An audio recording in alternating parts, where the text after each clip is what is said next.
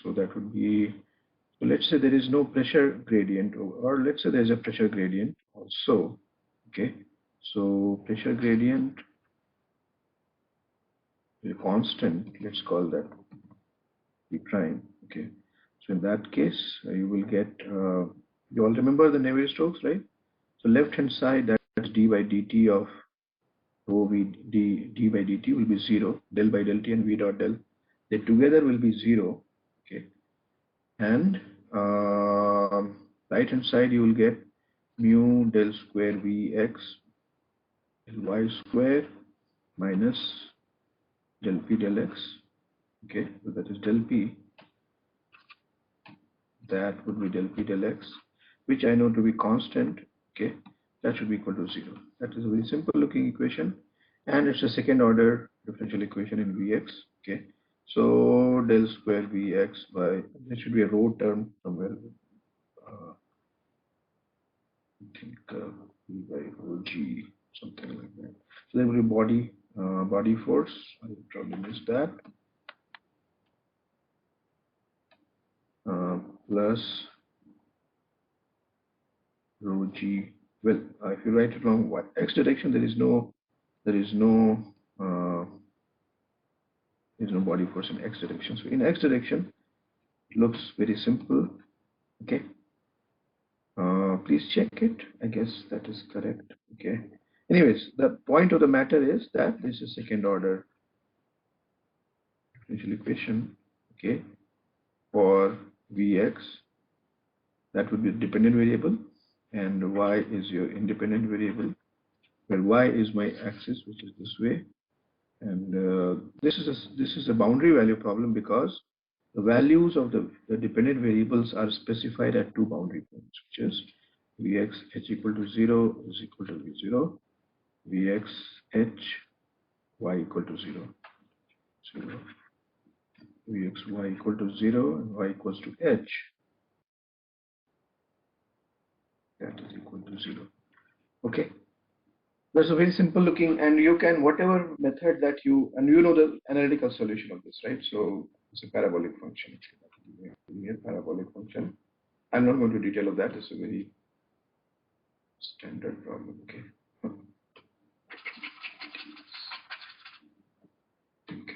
Parabolic function. Okay.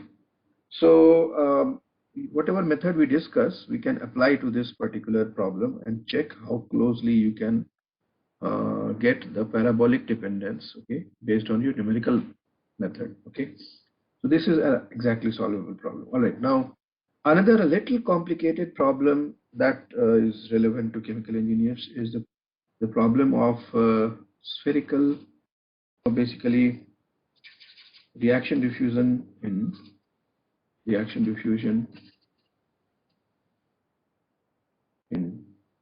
spherical catalyst particles. Okay, so that's very important, and we look at that problem in detail. So this will also be essentially, you have a, to give you an idea quickly. I'll not write a detailed equations right now, but here you have a spherical particle, which is a catalyst particle, and there is this is some medium, and the reactant diffuses from surface. Okay, and as it diffuses, it also reacts because it's on the surface of the catalyst, inside the pores, right? So as it goes inside, it reacts and produces the product. There's a chemical transformation involved. That is a reaction part. Okay, and there is a particular kinetics to that, and there's a transport, that's a mass transport of the reactants from the surface inside the particle. That would be basically diffusion. Okay, there's a diffusion and reaction, so that's why it's called reaction diffusion system. Okay, they're both simultaneously taking on. Okay, and it can be exothermic, endothermic. That will affect the temperature, and the temperature will affect the rate constant of reactions, and the rate constant will again affect the rate at which particular reaction is going on. And then that rate will further decide the heat evolved. That will further affect the temperature. So therefore, temperature and concentration, they are coupled. Okay, so it gives us a coupled temperature. Oops.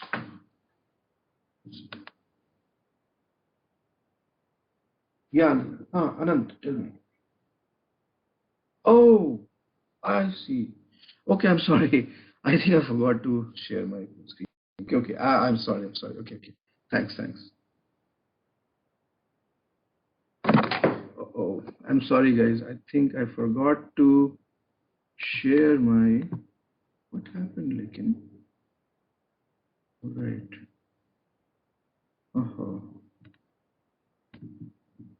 oh boy. I'm sorry. I'm really sorry.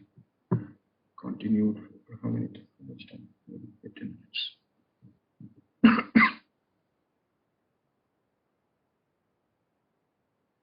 Okay, thanks, Anand. Okay. So I think this is, we have not missed much. So you all are familiar with this thing, right? So this is a boundary value problem. Yeah, that's what I discussed. Okay, so there's no big deal over here. We all know about this. And then I just started talking about the reaction diffusion system, and where is this visible now? By the way,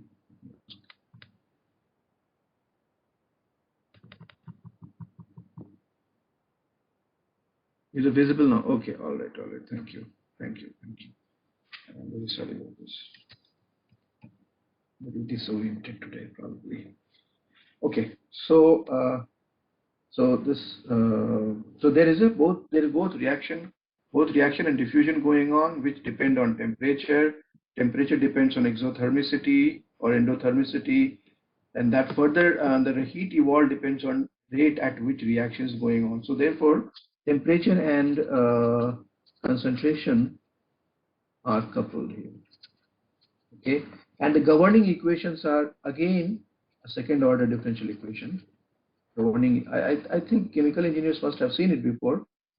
We'll derive that, but I'll just tell you here. Governing equations are second order, okay, and my dependent variables are concentration of, let's say, the species A I'm looking at, and temperature. Okay, these are my dependent variable. Independent variable, we'll talk about the steady state case. Then independent variable is basically the distance or the position inside the spherical catalyst particle, which would be R. Okay, these are the dependent variables, and independent variable here would be R. Okay, and this falls in the category of boundary value problem because the CA and something has been said about, there's some kind of condition which is there on CA and T, which is CA at R equals to R, where capital R is the radius of the particle. Okay, that is given to be the surface concentration, which can be actually found from the medium, okay, outside medium, and then this is something that is experimentally obtained. And there is another condition. Does anyone know the other condition? By the way, that the same way temperature would be T at R equals to R. That is also some kind of surface temperature, which is measurable. So CS and TS are easily something that we can actually measure. So that's not a problem. Does anyone know the other condition? What is the other boundary condition that is used here? Yeah, right. Derivative, correct, Miriam. So derivative of operation at the is this, there will be the spherical symmetry will be broken. Okay, so that is the reason. Because of the spherical symmetry, the fluxes have to balance, and therefore net flux is zero. Therefore, the gradient, which is directly proportional to flux, is zero. Okay, all right. We will. So this is a model problem. We'll see that, and we'll have the equations derived, and then we'll work upon it. But before that, I want to discuss how. So given a problem of second order differential equation, boundary value 2 point, or alternatively called 2 point boundary value problem, what are the typical methods that people use to solve? Okay, so numerically solving, solving, let's say, 2-point boundary value problems, okay, numerically. Because as I told you, general case may not be amenable to analytical treatment, or you cannot just sit down with your pen and paper and work out the final answer, okay. You have to, the computers have to be brought in, okay. All right, so boundary value problem that we are going to look at, we'll look in the general form. I'm going to write it like px y prime plus qx y, okay. So this is a linear, okay, linear second order, okay. And the boundary value problem would mean that I have been given some kind of constraints on the y. Well, so here this is, if you probably all know this, this is called Dirichlet kind of boundary condition, okay. And if your one of the variable, one of the condition is expressed in terms of derivatives, okay. So if derivative specified, okay, at the boundary, that is called Neumann boundary condition, okay. And you can have mixed kind of both value or the derivatives. So in this case, so for example, the previous problem that we just looked at, here this is a Neumann kind of boundary condition, because the independent variables, the dependent variables derivatives are specified at the boundaries, okay. That creates a little, that is important. So Neumann, I'm implementing Neumann boundary condition numerically is a little non-trivial, so we'll talk about that. So that's why it's important to distinguish, okay? Because in terms, when you try to apply numerical method to a Neumann, then you have to be a little careful. All right. So what do you do next is, so I'll talk about a couple of methods, okay? Maybe three methods. So I'm going to talk about three, using three different approaches to solving second order boundary ODE, the boundary value specified, okay?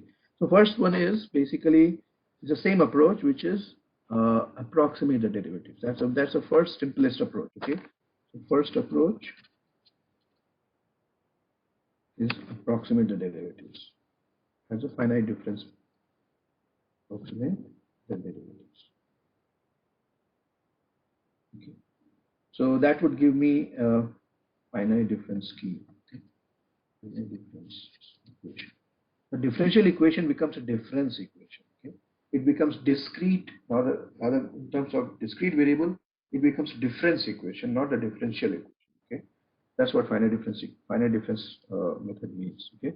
So what do you do next? So first thing, well, so you need to discretize, right? So first thing we do is discretize the independent variable.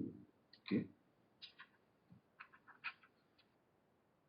And here I have x's. So x would be going from, let's say, 0 to L, and accordingly I'm going to call I equals to 1, 2, and so on. Okay. Well, actually, there's, yeah, again here implementing this in MATLAB. Again, you have to be careful. Here, the labels are a little may cause some error when you try to implement it. So let me just specify that. Let's say there are n intermediate points. Okay. So here I, in my this description that I'm showing here, I 0 is the first point, I n plus 1 is the last point. Okay. Okay. So therefore xi is essentially ih, where h is the step size. Okay. And there are total number of points is n plus 2, including the boundary points.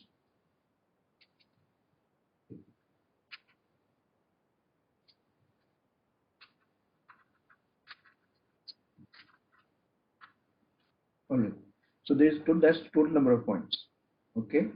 And so when you implement in MATLAB, remember MATLAB, and if you're trying to define an array, Then for MATLAB, I equal to 0, the zeroth element is not defined. Every array has first element as 1. Okay, I is 1 there. So if you have a value I equal to 0 will, so you have to be careful. So in MATLAB, I equal to 1 may correspond to I equal to 0 in this picture. So this particular picture, I equal to 0 may correspond to I equal to 1 in your MATLAB. So that is, you have to be careful about correlating the I values here, this picture and the when you implement in MATLAB. Okay, so now first thing you've done that, and what you want essentially is that each I, which is intermediate points, I want to find the values of y. Okay, I want to find values at each intermediate points.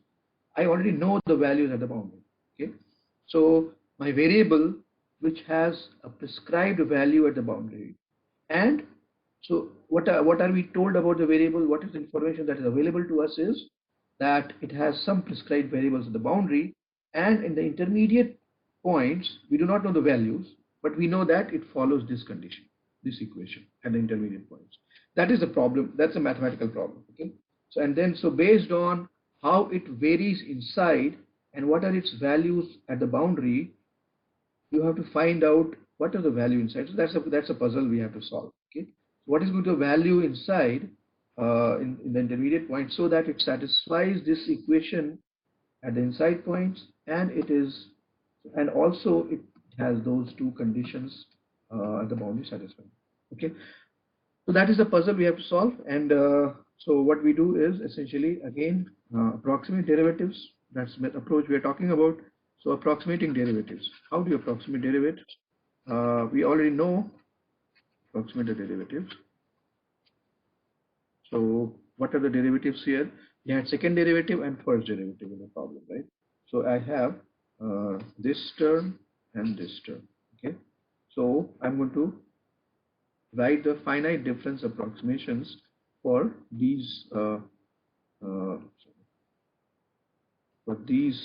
terms, right?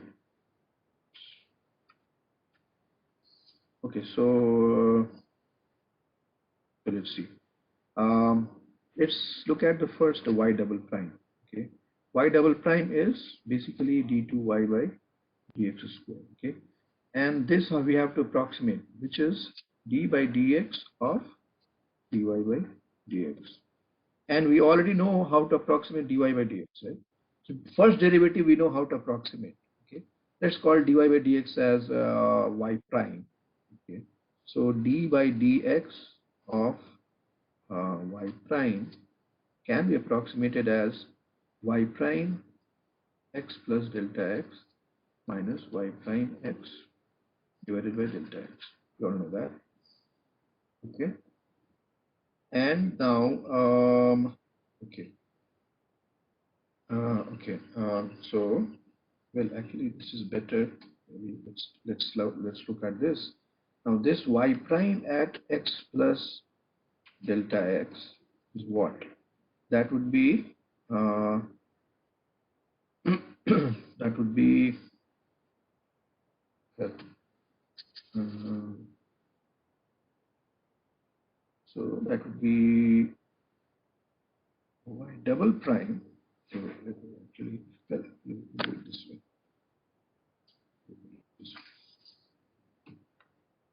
So if you write y at x plus delta x, okay, do the Taylor expansion, okay, that would be yx plus y prime at x into delta x plus y double prime at x into delta x square by 2 plus higher order terms, right? Now what I'm going to do is I'm going to write x minus delta x here. That would be yx minus y prime x delta x plus y double prime x delta x square by 2 and so on. Okay. So now if I just add these two, I get yx plus delta x plus y x minus delta x. Okay, that would give me 2yx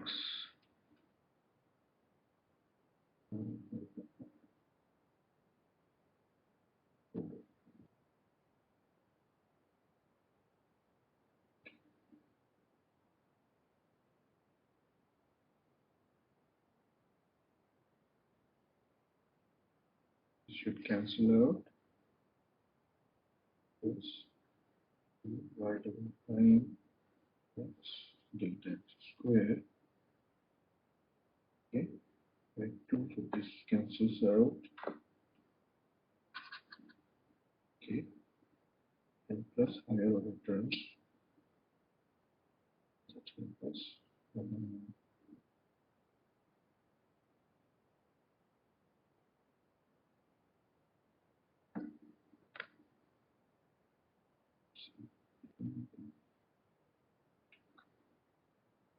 X plus y prime x delta x is correct.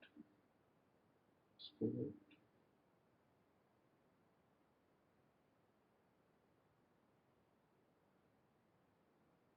Let's look at that. That would give me yx plus delta x minus 2yx plus y minus delta x. Okay, that would be given by y double prime x delta x square plus higher order terms, right?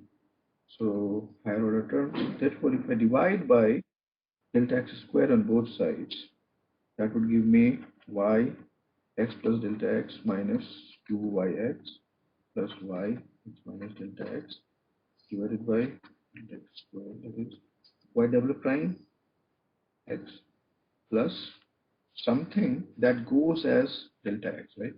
So higher order terms. Okay. So here, what is the next term, by the way? What is the next term that appears over? What is the next term that appears over here? Remember, x cube will cancel out. Okay. Therefore, the next term will be something into delta x raised to 4. Okay. So x raised to 0, x raised to 2, x raised to 4, or all these even order terms will appear, right? So here I'll have order of delta x raised to 4. Okay. So when I divide by delta x square, okay, then this term y double prime x plus something of the order of delta x square appears. Okay. The first correction to this term is going to be on the order of delta x square. So if I propose that, okay, and I'm going to propose that y double prime x can be approximated by this expression. Okay, I'm going to say that, okay, I'm going to approximate y double prime by this one, then I'm basically ready to accept an error that scales as delta x square. Okay, so that will be my error, which is second order. Okay, so that would be, so that's a second order correct or second order accurate approximation of second derivative. Okay, so that is what we are going to use. Okay, so second order correct approximation, that would be minus 2yx plus y x minus delta x divided by delta x square. Okay, which is second order correct approximation for the second derivative. Okay, so that is what we can use for second derivative. All right. This you can see basically. This is what I started off by trying to do this, so then I changed my this thing, change the way I derived this. So I can split this 2y in two parts, minus y and then minus yx minus y x minus delta x. Okay, divided by delta x square. Okay, what is this actually equal to? This is nothing but I can write down delta x outside. Okay, that would be x plus delta x minus yx divided by delta x. Okay, minus yx minus x minus delta x divided by delta x. Okay, so this basically, so what is this? This is my approximation of dy by dx at my current value, current x. This is my approximation of dy by dx, the previous step. Okay, this is a current step, the dy by dx approximation, if you remember, forward Euler, and this would be like a forward Euler applied to the previous step. Okay, so this is basically these two differences give me the difference in dy by dx. So that would be n divided by delta x. That will give me delta y by delta x. Okay. That's so that is how you can correlate and it's not very difficult to remember. So, but if you forget this expression, you can directly use this idea that difference of difference is the second derivative. Okay, or derivative is a second derivative. Okay, so what I do is look at the current derivative, which is this one, minus previous derivative, that was this one, and difference in derivative divided by the difference in x, that is delta x, that will give me the second derivative approximation. So that is what I have here. Okay, so this having settled that, we are going to use this expression for second derivative. What about the first derivative? Okay, so first derivative, now you have choices. As we have discussed, you can use forward Euler, so y prime x, how to approximate this. Okay, which term would be appropriate, which kind of approximation will be appropriate. Okay, how to approximate appropriately. Why this appropriate? Why do I mean appropriate? What do I mean by appropriate? Well, the thing is that we all already know how to approximate it using forward Euler or backward Euler, right? So y prime x could have been written by as x plus delta x minus yx divided by delta x. Okay, I could have used this, or backward Euler yx minus yx minus delta x divided by delta x. Okay, so either of them, this is the forward Euler, this is the backward Euler. Okay, now either of them are accurate to the order of delta x only. Yes, or accuracy, so accurate up to order of delta x, which is linear. Error is linear in x, delta x. All right. So okay, and so that's a problem, because here one term in the equation, if you have this equation over here, this term I'm going to approximate, which has order of, which is very accurate. Okay, which has higher accuracy, but this term I'm going to approximate by an expression which is less accurate. So this basically ruins my effort of using a higher order accurate term for y double prime. This goes waste. Okay, ideally all the terms should be of the same accuracy. Error should scale as in the same manner, because if this has error delta scaling as delta x, okay, then having an error of delta x square over here does not make any difference, because this will dominate anyway. Okay, so you are going to get a less accurate method, and your use of second order correct finite difference expression for second derivative is going to go wasted. Okay, so ideally, basically, I want a second order correct uh, approximation for first derivative. Okay, so that is what we want to do. So we want, so but since y double prime is accurate, yes, absolutely right, absolutely, that's what we are going to do, exactly. So accurate or up to order delta x square. So need, absolutely right, Amir. That's what we'll do. We're going to do. That's the reason I introduced this expression of second order correct approximation of first derivative. We need a second order approximation for the first derivative also. And we already know that. We have already derived it, first derivative. Okay. So that basically y prime is yx plus delta x. If you look up your previous discussion, that is given by this expression, which is actually average of the forward and backward order.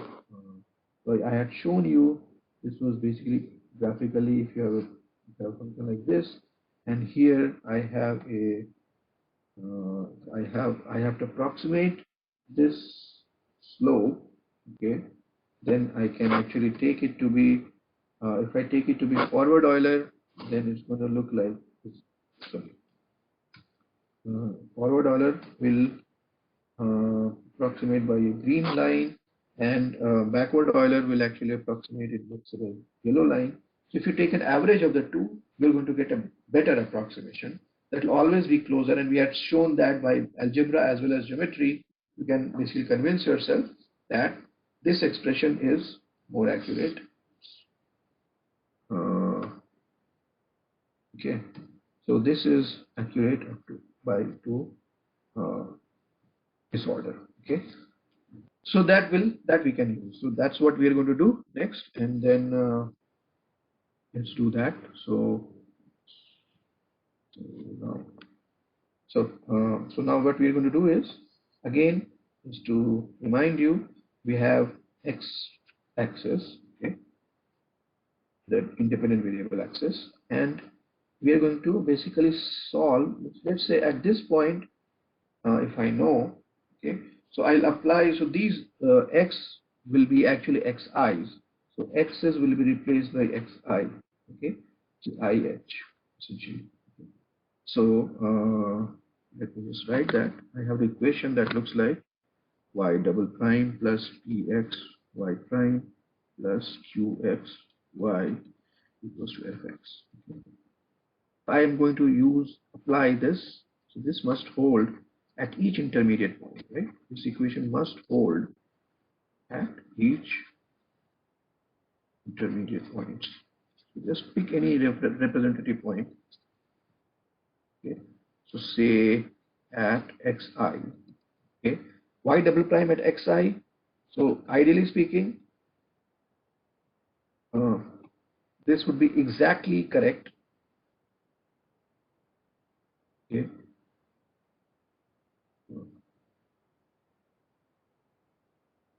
E at xi, y prime at xi plus q at xi, y at xi should be equal to f of xi. Okay. That is perfectly that is should hold for each I. Okay. But now what we're going to do is we're going to make use of this fact. Okay. And then at each xi, I'm going to approximate this quantity by its corresponding finite difference approximation, and that we have seen that gives me y xi plus h minus y 2y xi plus y xi minus h divided by h squared. Okay, that would be my approximation for second derivative, right? Right. So this you can recall over here. Okay.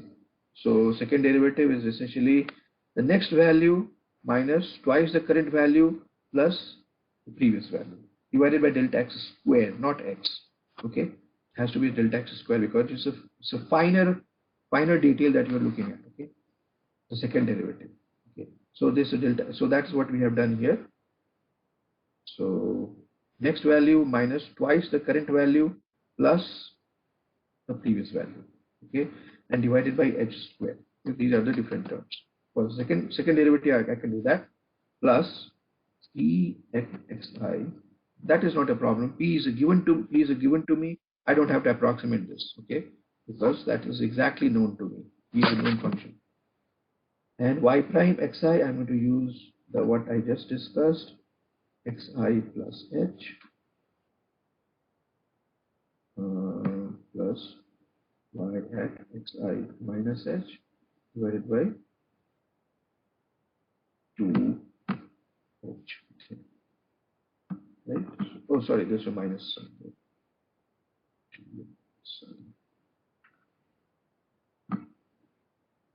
Okay, so that would be your uh, y prime value. Okay, and then this is just simple 2 at xi, y at xi equals to f at xi. And this will hold for all I ranging from 1 to n, which are intermediate points. Okay, so what do I get now? So now xi plus h, I'm going to write on, now I can use a shorthand, which is y xi plus h, I'm going to write as I plus 1 next point, right? So that will be subscripted with yi plus 1 minus 2yi plus yi minus 1 divided by h square. I'm going to multiply with h square or 2h square everywhere. Okay, so let's multiply 2h square plus 2h square. Pxi, I'm going to write a shorthand pi. That would mean p at ith point. Okay, then that would be 2h square. Actually, I could cancel this, so that will be h. So this cancels with this 2h already over here. Okay, so this cancels out. I get 2h. That's the reason I multiplied with h square. And this would be y I plus 1 minus y I minus 1. Okay, plus qi yi equals to I for all I ranging from 1 to n. Okay, this would be my governing difference equation. Okay, this is the governing difference equation for intermediate, the behavior of the function at the intermediate points, the approximated behavior of the function at the intermediate. Okay, the governing difference equation. All right, so let me just see. I think I made a mistake. It's 2h square multiplied क्या है, right? So I have to multiply with 2h square everywhere. So I forgot to plus 2h square square. So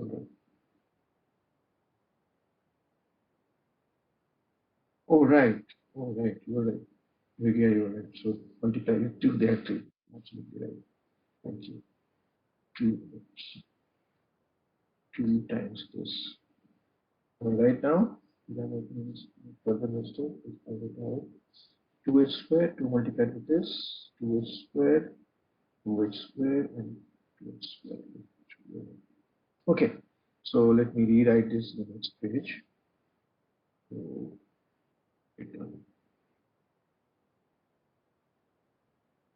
twice of yi plus 1 minus 2yi plus yi minus 1. Okay, plus hpi plus hpi yi plus 1 minus yi minus 1. Okay, and then plus 2h square qi yi is equal to square of 4 plus 2h square qi yi equals to 2 square. Okay. Okay. So now if I apply this to y equal to 1, how would that look? Okay. So let's say I apply this to I equals to 1. Right. Remember this holds for all i's ranging from 1 to, okay, at each intermediate points. So first point, how is it going to look? That will read as 2. So let me arrange this first. Let me arrange this in the increasing order of i's. So okay, let me rearrange this. So smallest, the earliest point is I minus 1 here for any I. So that would be yi minus 1. And that will be multiplied with 2. It's 2 yi minus 1 plus minus hpi. Hpi. Okay, plus that takes care of this term and this term. 2 minus hpi. That is yi minus 1. The next one is yi.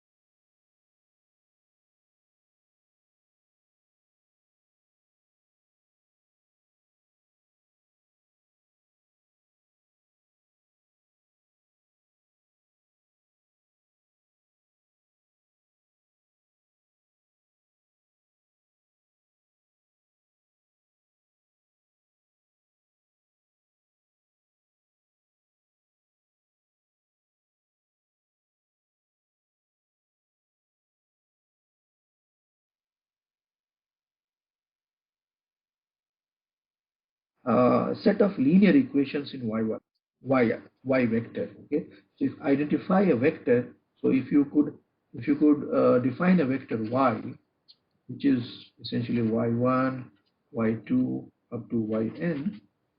Okay, then this is nothing but a linear system in y1. Okay, this is a linear system in y1, y actually, a linear system or set of linear algebraic equations in vector y. Okay, so let me just write that down. And not only that, there's another thing is, so that is basically the linear system. I mean, ay equals to b. There's this kind of form. Okay, where now you can see that b is constant matrix, constant vector in column vector, which is constant on right hand side. This is my b. Okay, because it is known for me. I can find out once I have decided to discretize, once I've chosen my edge. Okay, I know x1, x2, x3, f2, xn values. Therefore, I can calculate f1 and p1, f2, p2, etc. fn and pn can be calculated. So these numbers are known to me, h is known to me, yn plus 1 is known to me, similarly y0 is known to me. So all elements here is known to me. Right hand side can be calculated easily. Okay. Left hand side, you have a matrix form where these are my unknowns, and that is multiplied with a particular matrix that will give me this kind of this looking set of equations that look like this. Okay, so what would be the form of that particular matrix? Okay, so so I can just well you can figure it out, right? So maybe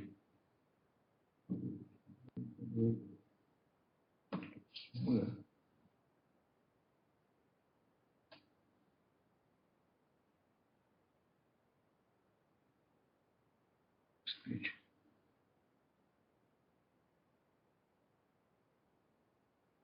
So the above set of equations with y values, y vector unknown, okay, can be represented in the following form.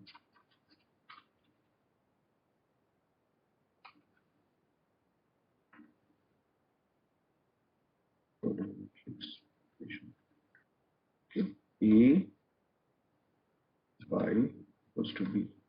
And you should notice that now I'm not going to write that how the A, what are the different terms of A we have already listed down here, right? So you already know that. So this would be A11. So A11 would be this one, A12, and rest of the term 0. A21, A22, A23, rest of the term 0, and so on. So this A will be having a tridiagonal, will be a tridiagonal matrix. Okay, so where A is a tridiagonal matrix. And why is it? What is good about that? Good thing about that is tridiagonal matrices are, I mean, the solving, there are very efficient techniques have been developed to solve a linear system with tridiagonal matrices. Okay, so you don't have to actually go back to our Gauss elimination method to solve this. That will be a little inefficient. Okay, why is that inefficient? Because we already know that so many elements are zero. Okay, so why waste time in finding the terms that involve so many zeros in A matrix? Okay, that is kind of unnecessary steps which can be avoided. And this is actually this is a technique which is called solving. So I'll just note it down here. Solving a sparse matrix.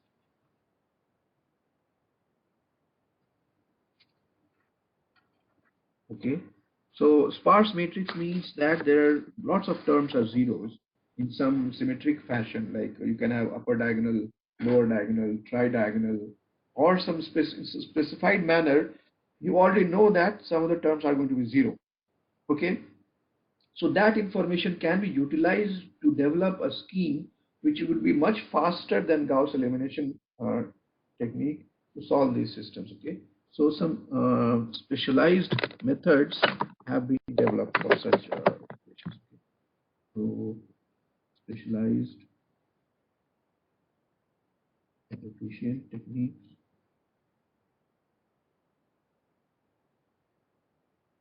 Yes. So that makes it even better for us to do. Okay, so we can directly use them and then quickly do this calc computing. So I know B, I know A, find Y. Okay, so that's a linear system we all know. Okay, so that is our technique for which is based on finite difference approximation. Okay, all right. So here what we do, what we get is how is it different. There's a qualitative difference in the way we get solution as compared to initial value problem. Remember initial value problem, uh, so initial value problem, you start with a value and then get the next value and then use the next current value and then get the next value and so on. So you keep on marching in time, right? Or marching in independent variable points, right? So there, so it is qualitatively different here because here you what you do is you get all the values of y simultaneously. Okay, all y1, y2, y3, yn will be found simultaneously here, right? So all y1, y2, yn will be found simultaneously. Entire curve is in one go, you get entire curve of y versus x. Okay, so but in case of initial value problem we solved, okay, there we start with a value, start with some initial value and then propagate in time to get to the last point. Okay, and that would be so unlike you can say unlike IVP, like IVP where y's are yi's are sequentially found. Okay, all right. So all right, so next technique I'll just introduce it today and we'll start talking about it next time. That's called shooting method, and it's very useful, very uh, powerful method. Why is it powerful? I'll tell you. So what first let's see what is a method. So as the name suggests, it's a shooting method. So now, for example, here what the problem that we had was a differential equation. Okay, some well, what was the differential equation there? Remember PQF. Okay. So y double prime plus px y prime plus qx y equals to f of x, and x0 is alpha, xl is beta. Okay. Now you have to be careful here. Although I'm talking about, I'm talking the methods which is based on x values is specified at the boundary. Suppose I had a Neumann boundary condition, would that would the method be equally applicable? So let's go back. Let's go back to this uh, here, the way we discussed this finite difference approximation. Here, my boundary values are provided, so I can easily substitute for y0 term here and yn term here, right? But what if those numbers were not known to me? Okay, if these numbers are not known to me, instead, in place of having those numbers known, I know the rate of change of the variable at these two endpoints. Let's say, then how would you do that? How would you modify this technique so as to deal with such problems, such scenarios? Or essentially what I'm saying, that's what I meant when I said that Neumann conditions have to be dealt with a little different. There's some modification needed. Okay, and I'll talk about that a little later. Okay, I just want you to think about that a bit. Okay, and I just want you to think about that a bit, and then I'll talk about that in detail. So here, what I'm going to do next is, well, actually, it looks like my battery is going down, so I'm going to stop. See, so here, what I was going to talk about was shooting method. I'll just quickly tell you what is it about. So shooting method, so here what you do is this actually relies on uh, high accurate methods like Ranga Kata fourth order or higher order, sixth order, eighth order, 10th order methods developed for IVPs. Okay, so something that you know that in then you know already have worked on IVPs, okay, which is very accurate, which are very accurate methods, okay. So why not? Is there a way to use those methods to solve the second order boundary value problems? Okay, and answer is yes, and that's what shooting method does. So what it does is you have, let's say, x axis, and they say x0 is alpha, this is x equal to 0, so x equal to L, okay, and you already know the value of y is alpha here, okay, and you already, let's say, value of y is beta over here, okay, and intermediate points, there's a differential equation being followed, and let's say that actual solution may look like, I don't know, something like this, okay. Okay, this is my actual answer. Now what we are going to do is, in shooting method, we assume a value, you forget about the last endpoint, okay. You start with the first point, you already have alpha given, you assume some kind of slope. That's what up to you, okay. So let's say I'm going to assume a slope of dy by dx at this point like this, okay, and then I'm going to shoot with this slope, and then when I enter the intermediate region, I use my, basically the differential equation governs my evolution of this from this point onwards. So essentially what I'm going to do is I'm going to solve the initial value problem with a presumed slope at this point, and then somehow find out where I end up. Okay, so this, starting from here, I know, you know how to solve initial value problem. If I know already what is my y at this point and initial slope is known, intermediate points, I'll follow this equation, and then finally I'll reach somewhere at the other end, and that is definitely not going to match. If I, unless I am very clever, I'm sure that is not going to match.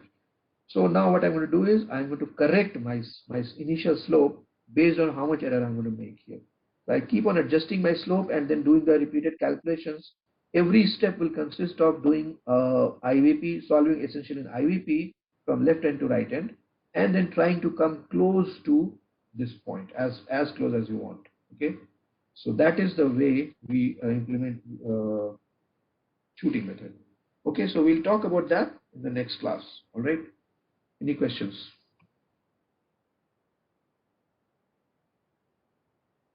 Okay, then I'll stop the class and see you tomorrow. But with syllabus. Oh, okay. That's a more okay. That's the important question which I have not given any thought so far. But uh,